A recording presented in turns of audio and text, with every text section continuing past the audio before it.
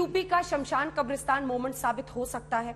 हो सकता है, क्योंकि जिस मुद्दे की चर्चा हो रही है और जिसको अब बीजेपी उस पर खुल के प्रचार करेगी, लेकिन थोड़ा सा फर्क है इसमें। थोड़ा सा फर्क ये है, अगर ये हिंदी भाषी राज्य होता तो बीजेपी से इफेक्टिवली और कैंपेन करती और इफेक्टिवली वोटर्स को मोबिलाइज कर सकती थी इस मुद्दे पर। बिहार में भी देखिए आरक्षण पर फिर से सोचने वाला मुद्दा कैसे एक पूरे इलेक्शन को अफेक्ट करता है, जिससे फायदा बाकी दलों को हो गया, बीजेपी को नुकसान हुआ। बिल्कुल, लेकिन चूंकि ये कर्नाटक है, जिस बात को मैं कह रहा था, ये कर्नाटक है, हिंदी भाषी राज्य नहीं है, तो शायद ये उतना इफेक्टिव टूल नहीं होगा।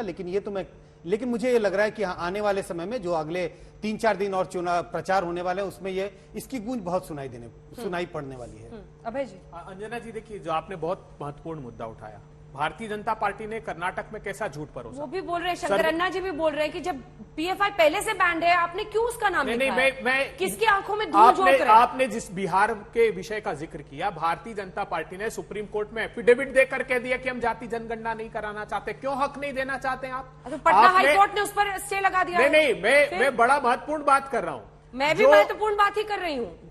तो बोलिए। सुप्रीम कोर्ट में जो रोक लगा दी है मुस्लिम रिजर्वेशन का प्रश्न किया ना, सुप्रीम कोर्ट में क्या कहा इन्होंने? 4 बार अवसर था रिप्लाई फाइल करने का।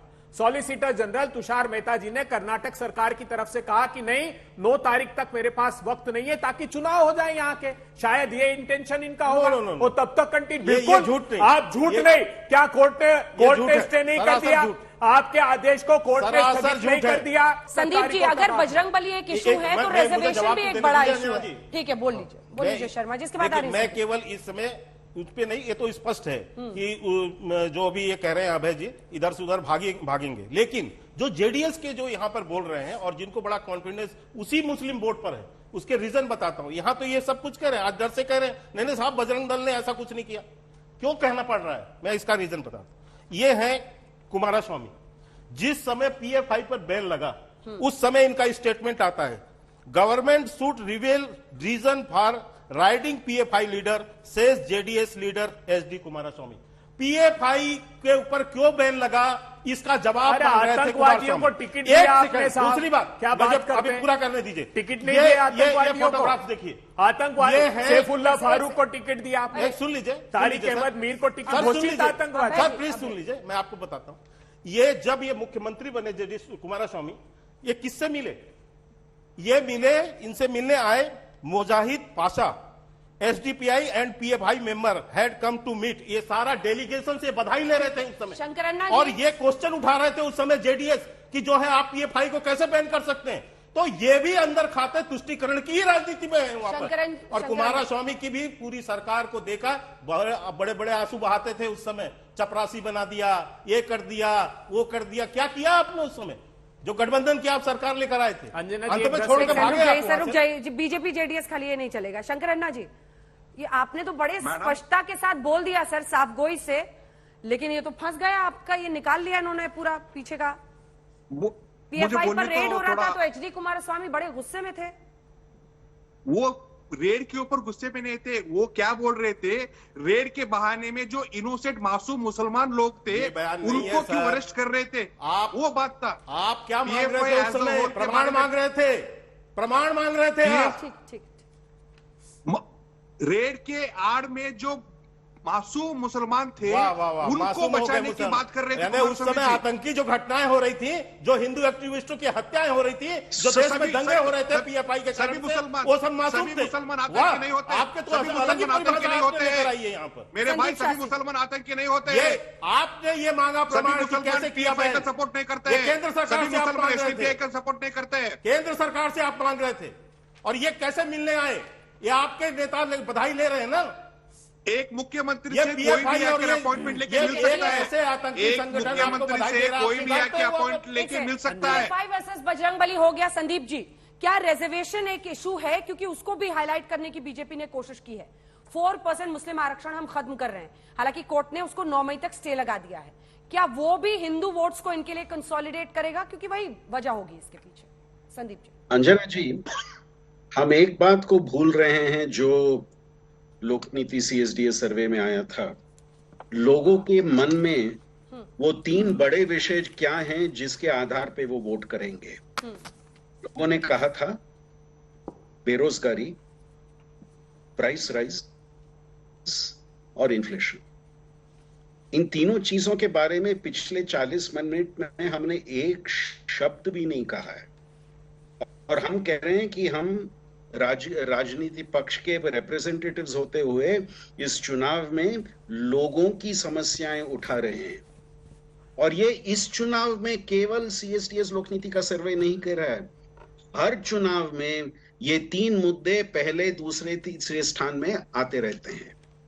तो मुद्दा क्या लोगों की समस्याओं का है, या मुद्दा यह है कि मैं मेरे बारे में बात नहीं करूंगा, मेरे विरोधी के बारे में बात करूंगा, मेरा विरोधी क्या कह रहा है उसके बारे में मैं टिप्पणी करूंगा, मैं क्या करना चाहता हूं लोगों की समस्याएं पे, उस पे तो चर्चा हुई नहीं।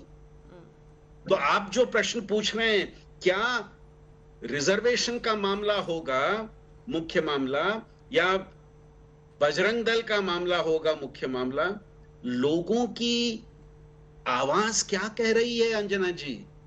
लोगों की आवाज कह रही है कि हमारे लिए मुख्य मुद्दा हमारे हर रोज की समस्याएं हैं, बेरोजगारी, ठीक है, महंगाई, पॉवर्टी, ये है हमारी मुख्य समस्याएं। ठीक है, रुक जाइए आप लोग, रुक जाइए। संजय जी, क्या वाकई डे टू डे मुद्दों पर, महंगाई पर, एक वक्त पर सुषमा स्वराज की दिल्ली में सरकार प्याज की कीमतों पर गिरी थी, क्या अब उस तरह की पॉलिटिक्स चलती है?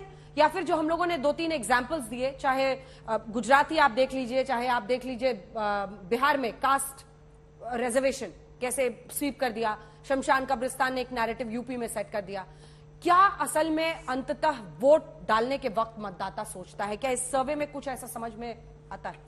नहीं, जो आपका स्पेसिफिक सवाल है वोट देते वक्त मतदाता के दिमाग में क्या होता है, इसका उत्तर तो ये सर्वे नहीं देता। शायद हमने जो कई पहले भी सर्वे किए उन सर्वों से भी इसका उत्तर शायद ना मिले।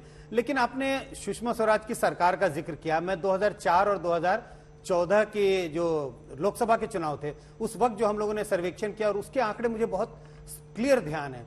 इकोनॉमिक इश्यूज पे लोगों ने बहुत जबरदस्त वोट किया था। इकोनॉमिक इश्यूज से लोग की नाराजगी थी, लोग असंतुष्ट थे, और उन्होंने जो रूलिंग पार्टी के उसके खिलाफ वोट दिया था।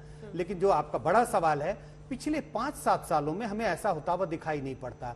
लोग इकोनॉमिक इश्यूज पे चिंता जता रहे, जिसका संदेश लेकिन संजय जी, एक काउंटर है उस पर। लाभार्थी टर्म कॉइन किया ना बीजेपी ने, और वो जब मुफ्त राशन देते हैं 5 किलो, तब फिर वो कहीं ना कहीं वो भी अनकैश होता है उनके लिए, या फिर हम डायरेक्ट बेनिफिट ट्रांसफर किसान को कर रहे हैं, सीधा पैसा उनके अकाउंट में जा रहा है। ये सब भी उनको ग्रास रूट पर बाद में पता चलता है, ये चुनाव के बाद की मदद करता है ये। और ये तो आर्थिक फैक्टर्स ही नहीं, बिल्कुल मदद करता है, लेकिन ये आर्थिक फैक्टर एक सेक्शन ऑफ लोगों को आप एक तरह से लाभ पहुंचाया जा रहा है। लेकिन एक जो हम कह रहे हैं पूरे राज्य में या पूरे समाज में लोगों को जो लग रहा है बेरोजगारी बढ़ रही है, ये आर्थिक फायदा जो लाभार्थी की बात हो रही है वो कर्नाटक में भी दिखाई पड़ रहा है।